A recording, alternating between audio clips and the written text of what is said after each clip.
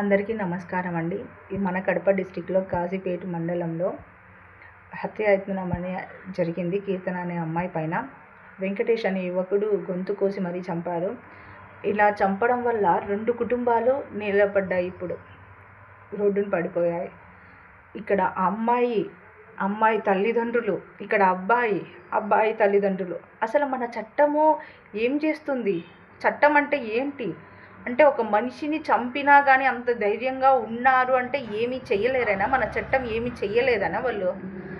అలాంటి యువకుడిని వెంటనే ఉరి తీయాలని మేమందరం కోరుకుంటున్నాము. దయచేసి మన అందరం యూత్ అనేది ఈ ఇన్సిడెంట్ల మీద మనం రియాక్ట్ అవ్వాలి. ఎందుకు అంటే ఇంత మనిషిని చంపేంత వరకు వచ్చినారంటే అంటే మనం చట్టం ఏమీ చెయ్యలేదు, మళ్ళా బెయిల్ ఇస్తుంది, ఏదో ఒకటి చేయొచ్చు కోర్టుకెళ్ళి అనే కదా.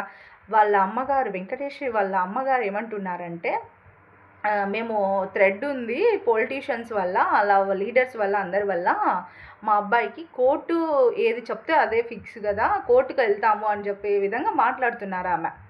అంటే కోర్టుకి వెళ్తున్నామని అంత ఆమె ధీమాగా మాట్లాడుతుంది. అంటే కోర్టుకి వెళ్తే ఆమె బెయిల్ తీసుకొచ్చుకోవచ్చు అనే రీతిలోనే కదా మాట్లాడుతున్నది.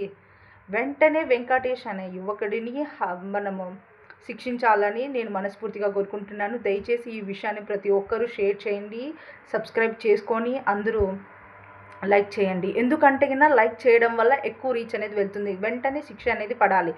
ఎందుకంటే మరీ ఇంకొక ఆడబిడ్డ జోలికి ఎవరు వెళ్ళకూడదు. మళ్ళీ వెళ్ళంటే వెన్నులో వణుకు పుట్టాలి.